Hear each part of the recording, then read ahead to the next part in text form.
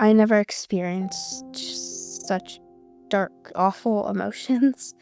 I remember my husband was like, "It's gonna be okay. You're gonna be fine. We're gonna get through this." I remember, telling him not to touch me and to like get away from me. I texted my Let Them Live. I think it was my counselor at the time, and I said, "I took the pills. Just forget about it. Like, it's over."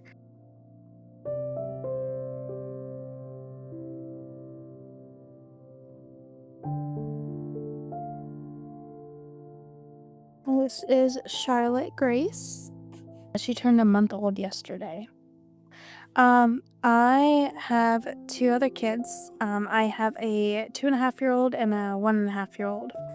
And my daughter was born in October of 21, and my son was born in August of 2022.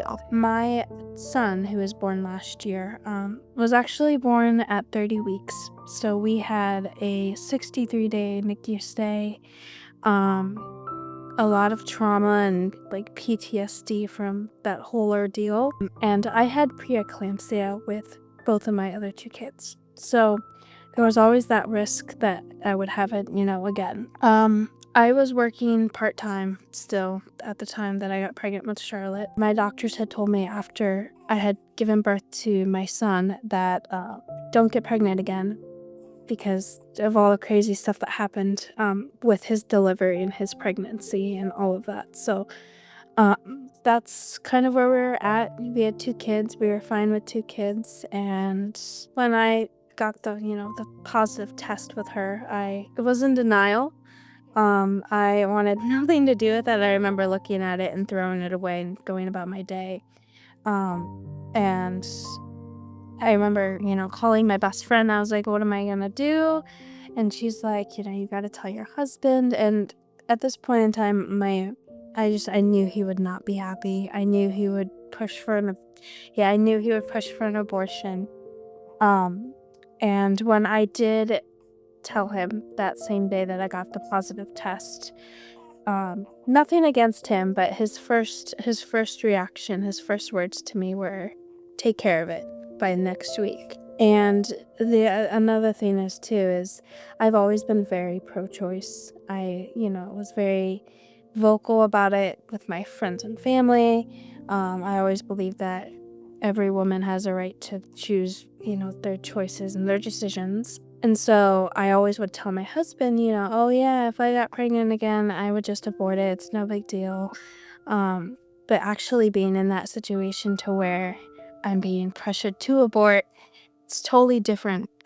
It's a different situation.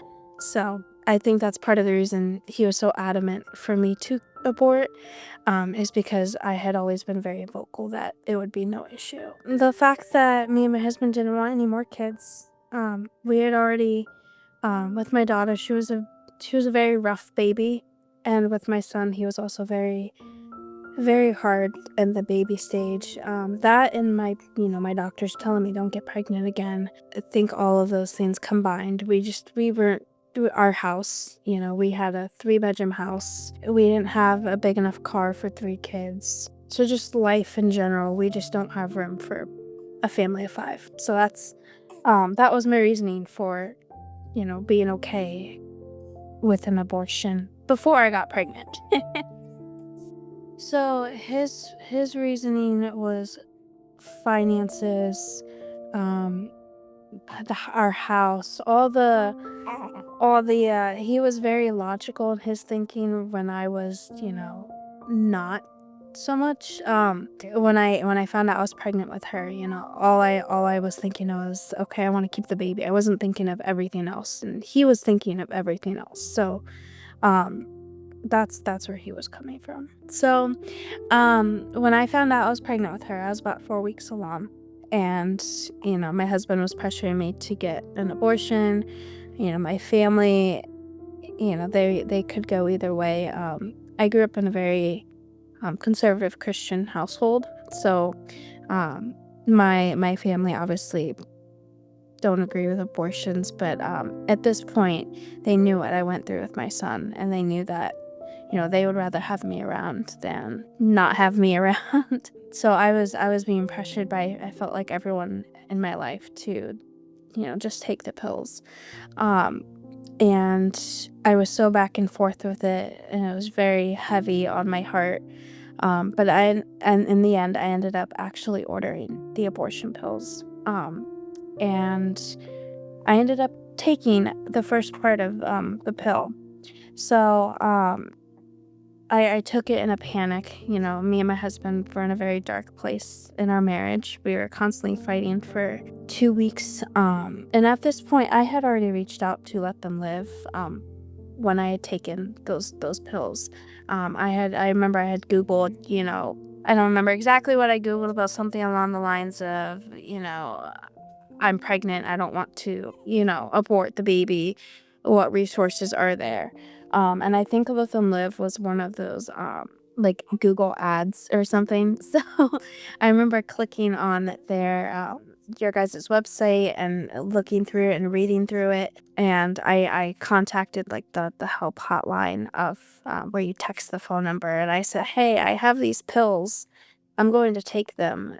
And I remember someone reached out to me this was over the weekend, and she's like, please don't take those pills. Please let us, contact you. Let me get in contact with someone. So in that process of, the whole situation, I was in contact with someone from Let Them Live. This was a few days later.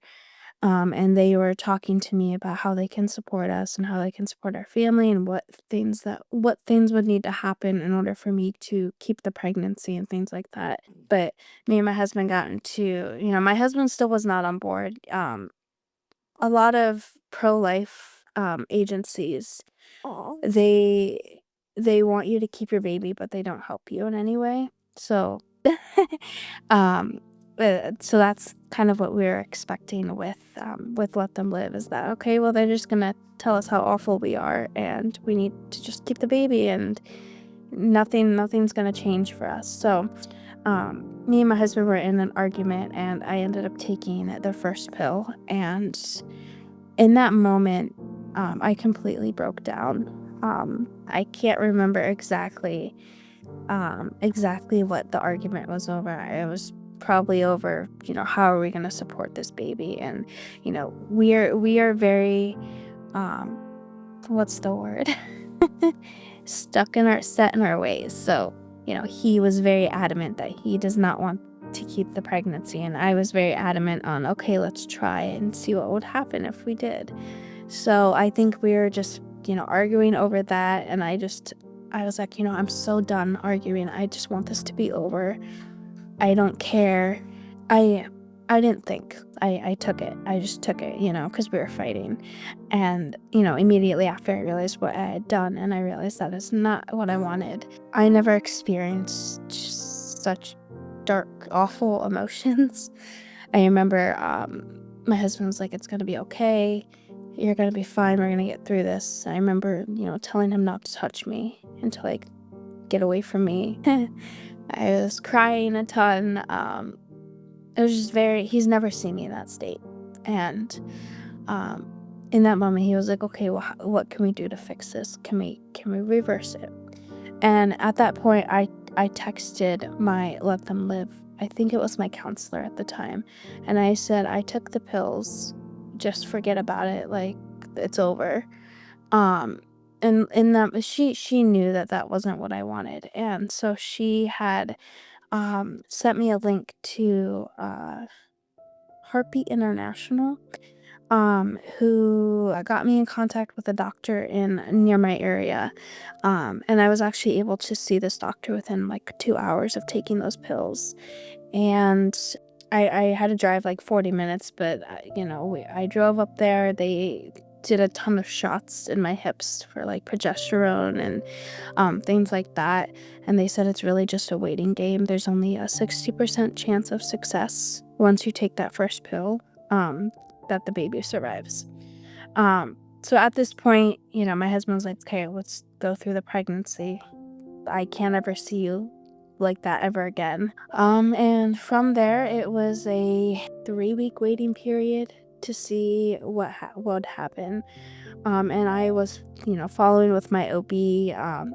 I had bleeding, I had cramping, I had all the signs that the pregnancy did not continue. We had several ultrasounds that showed that I had this, like, what do you call it, the sac, but there was no heartbeat. There was nothing inside. So obviously, with the doctors telling me that there's no baby, there's no heartbeat, I was very hopeful. I still held on to that hope that things could change. Um, Nothing's been totally confirmed yet. So I was just constantly praying for that. So my doctors just assumed that I would either naturally miscarry, or they would like do a DNC. Um, and then at the end of August is when we had our final ultrasound that basically showed no growth, nothing in the pregnancy had progressed. Um, and I think it was August 18th or 17th was that appointment. And I remember walking into the building, and I was praying so much that God would just save my baby, and I made a terrible mistake. Um, and we saw her heartbeat. It was 174 beats a minute. Um, and she was like a little jelly bean on there. So, um, yeah. When I talked with the financial counselors and things like that, and me and my husband, obviously, we have jobs. We're full. He's full time. We have a stable life and things like that. So, it definitely I burdened, I guess is the word, because, I see all these other moms that don't have the greatest, situation or housing or relationships or, all these sorts of things. And I have a stable, you know, everything's pretty stable for me. So when I had talked to Let Them Live, I felt as if they were going to, turn me away and things like that. And they did not. They didn't really ask any questions about, how much money am I making, or that wasn't a factor in their help. And I had explained to one of the financial counselors my husband's concerns with finances and money, and we're trying to save money for all of these things that we want to do, and keeping this baby is not going to allow us to save money. Um, I also explained to them that with my daughter, I got rid of all her stuff because I had my son and we weren't having any more kids. So I didn't have a crib, I didn't have a car seat, I didn't have clothes, I had nothing for her. So they came up with a financial plan where they had covered our mortgage, our utilities, and our car payment for the duration of my pregnancy, which had allowed my husband and I to save a substantial amount of money. And the other thing that Let Them Live gave us was money for a down payment on a van, because we had sedans and not enough room for 3 children. So I am. It's so funny. I told my husband, like, before, I'm never driving a minivan. Those are for like those soccer moms. And I love it. So, Let Them Live, allowed us to, save up a ton of money and not really have to worry about, those big expenses while I was pregnant. And the other thing that was in our financial contract was that they would purchase up to 20 baby registry items. So we were able to get, her car seat, her bigger car seat for when she's out of her infant car seat.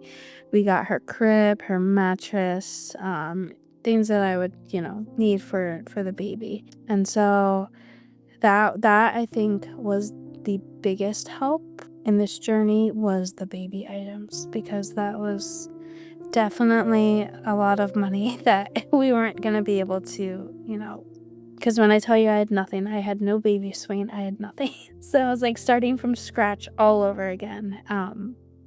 So yeah, that's and then the other thing that Let Them Live I did with Let Them Live was the mom support groups every Tuesday night.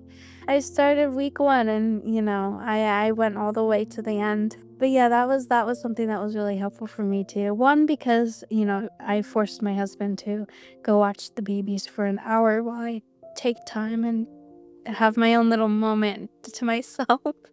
And it was just really encouraging to hang out with the other moms and talk about, life and, you know, um, the topics that we discussed, um, and just catch up with people. So obviously before being pregnant, I was very pro-choice, and I think the reason I was very pro-choice was because I never thought I'd be in the situation to where I'd ever actually have to get an abortion.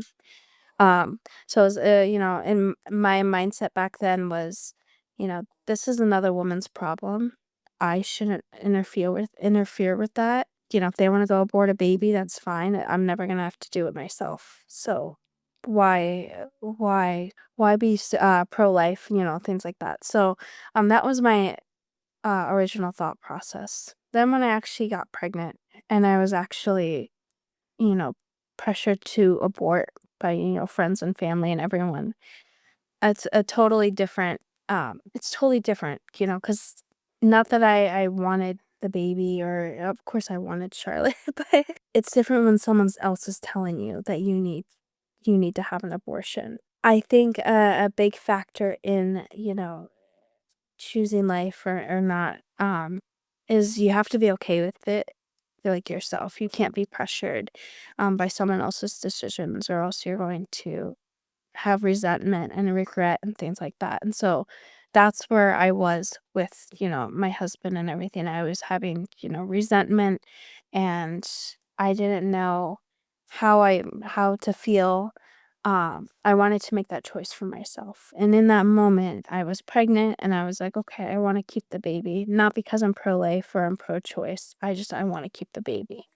I definitely think that if, I took the first pill, and, 90% of the time that does terminate the pregnancy. And you take the second pill and that's what, expels the pregnancy. I definitely think that, um, if she had not had a heartbeat and she had no growth and that she, did not survive, I know for a fact that I feel like we would be in a different place right now with our marriage. Even though, he told me after we started the reversal process, even if it doesn't work out, you tried, you did everything you could and things like that. And I know in that moment in my head, I was like, okay, I tried, but I also, if you had not supported me from the beginning, we wouldn't be in that situation to where we would have to do the reversal. So I think for sure we would have. I don't know where we would be, but I don't think we would be, where we are now. And going through that process of him, supporting me and wanting me to reverse it and wanting me, saying, okay, yes, let's go through the pregnancy, let's do it. I definitely think that it has improved our marriage for sure. I think it has brought us together and has made us, our marriage stronger.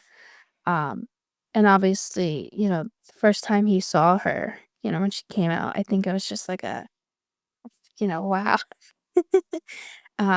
So even though we didn't know what the future would hold and what it would look like, we had no idea what we were going to do about our 3-bedroom house. Choosing to keep her was definitely the right choice. I have 3 under 3, so obviously it's chaos and we're in the trenches.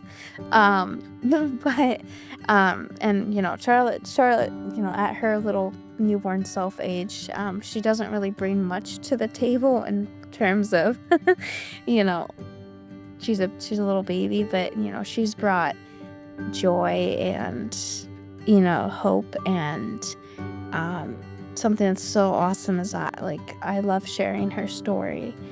She's like a little miracle, and, God has totally changed our lives. When we found out about Charlotte, I was going to church. It wasn't super frequent, and my husband was not going to church. He had, his own little stage in life where he didn't want anything to do with that. And um now, 9 months later, we all go to church as a family every Sunday, including, him.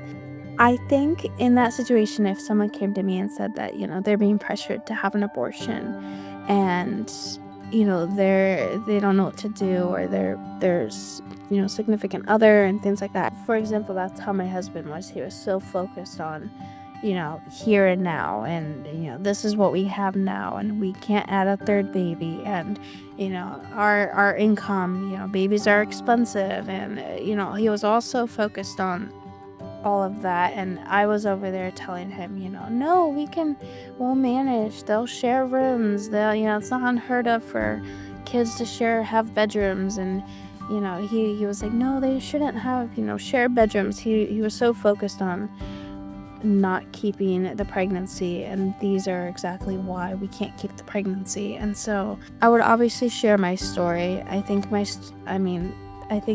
Charlotte's story is encouraging because, I was in that situation where I didn't know what I was going to do. I didn't know how we were going to do things, and I know in the moment, people were telling me it's going to be okay, you'll figure it out.